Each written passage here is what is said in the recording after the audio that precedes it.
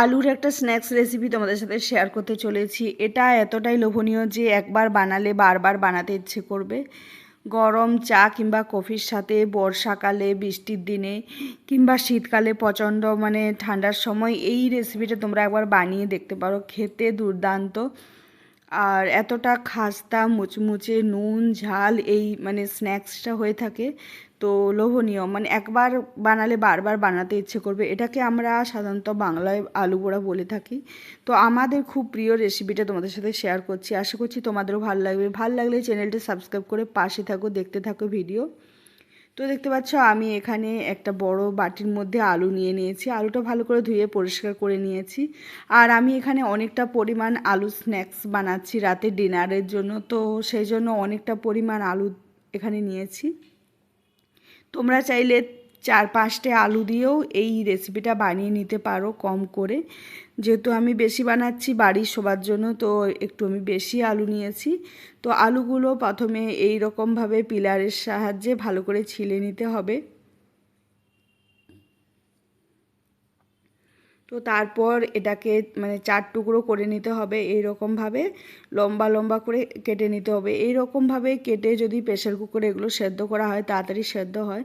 তো সব আলুগুলো এরকমভাবে ছিলে আমি 4 টুকরো করে নিয়েছি এরকম লম্বা লম্বা। তোমরা চাইলে তোমাদের পছন্দ মতো শেপেও করে নিতে পারো।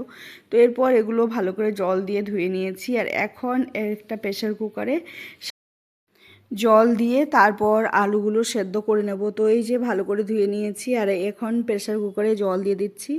দেখতেই পাচ্ছ কি পরিমাণ জল দিয়েছি।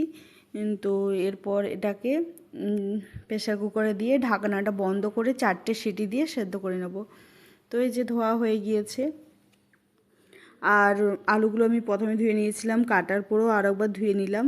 তো ভালো মতো পরিষ্কার হয়ে গিয়েছে। এখন এগুলো সেদ্ধ হতে আমি গ্যাসের মধ্যে দিয়ে দেবো, বসিয়ে দেবো আর কি।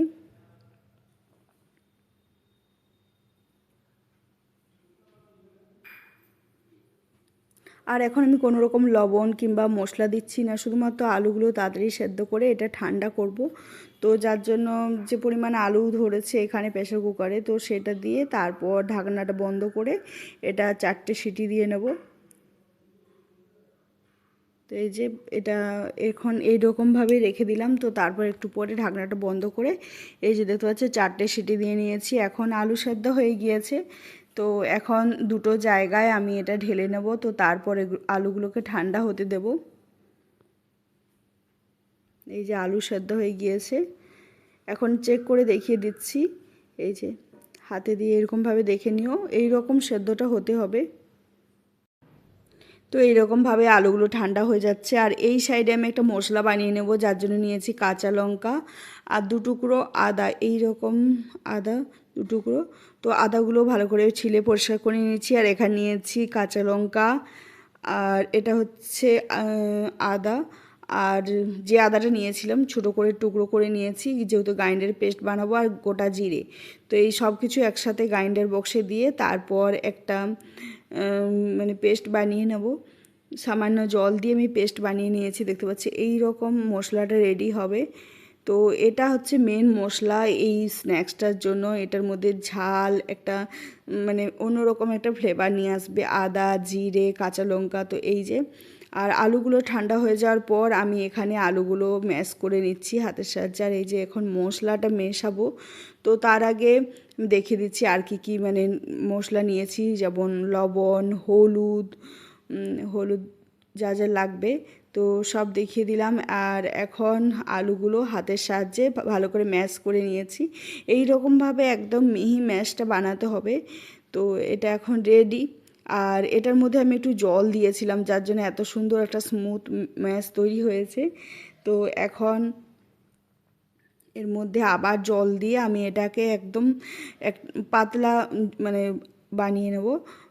জল দিয়ে আলুর সাথে এটা ভালো করে কিছুক্ষণ মেশাতে হবে, একদম যাতে অনেকটা ঝোল ঝোল তৈরি হয়ে যায় এরকম জল দিয়ে। তো তারপর সব মশলাগুলো আমি এর মধ্যে মেশাবার দেখে নিতে হবে, চেক করে এর মধ্যে কোনো রকম দানা আছে কি না। তো এই যে সব রেডি। আর এখন মশলাটা দিয়ে দেবো। তো যেরকম পরিমাণে ঝাল তোমরা খাও তো সেই রকমভাবেই মশলা দিও। আমাদের বাড়িতে যেরকম ঝাল খেতে সবাই ভালোবাসে সেই রকম আমি মশলা অ্যাড করে দিয়েছি। আর এটা হলুদ গুঁড়ো, এটাও ভালো করে এর মধ্যে মিশিয়ে দিলাম মশলা। আর পরিমাণ মতো লবণ, সব মানে আন্দাজ মতো এখানে দিয়ে দিলাম। তো দেখতে পাচ্ছি একটা আমি বড় বাটিতেই সব কিছু রেডি করছি, যেহেতু বাড়িতে অনেকেই রয়েছে, অনেকের জন্যই স্ন্যাক্সটা বানাচ্ছি। আর ওই দিন আমাদের বৃষ্টি হয়েছিল, যার জন্য আমার হঠাৎই এই স্ন্যাক্সটা বানাতে খুব ইচ্ছে হয়েছিল। আর আমরা সত্যি এই মানে স্ন্যাক্সটা মানে আলু বড়া খেতে খুব ভালোবাসি। আর এটা হচ্ছে চালের গুঁড়ো, মানে এটা বাড়ির তৈরি চালের গুঁড়ো, মানে আতপ চালটাকে জলে ভিজিয়ে গ্রাইন্ডারে গুঁড়ো করে তারপর রোদে শুকিয়ে একটা কৌটোয় রেখে দিয়েছিলাম। তো আজকে সেটা ব্যবহার করছি। তো যেহেতু শুকনো চালের গুঁড়ো সেই জন্য একটু জল বেশি লাগবে। তো এটা ভালো করে দেখতে পাচ্ছ একটা মণ্ড বানিয়ে নিয়েছি। তো এরপর আবার জল দিয়ে কিছুক্ষণ এটা মেশাতে হবে, স্মুথ একটা পেস্ট বানাতে হবে।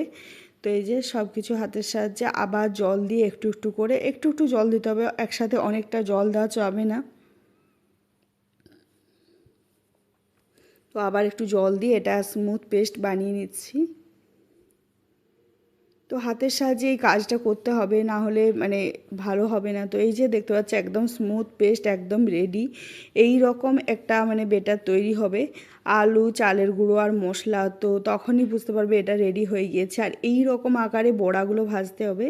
তো দেখতে পাচ্ছি একটা কড়াইয়ে আমি দিয়ে দিয়েছি সর্ষের তেল, কিংবা তোমরা রাইস ব্র্যান্ড কি সানফ্লাওয়ার অয়েলেও ভেজে নিতে পারো, কিন্তু সর্ষের তেলে এটা মানে টেস্ট আরও বেশি সুন্দর হয়। তো যে বেটারটা বানিয়েছিলাম গোল গোল ছোট ছোট ডুমো আকারে এই বড়া আকারে ভেজে নেব। তো এই যে গরম তেলে এই বড়াগুলো ছেড়ে দিয়েছি। আর এই রকম সাইজের এগুলো বানাতে হবে। তো এরপর নেড়ে চেড়ে আরও কিছুক্ষণ সময় দিয়ে এগুলো একদম লাল লাল হওয়া পর্যন্ত অপেক্ষা করতে হবে।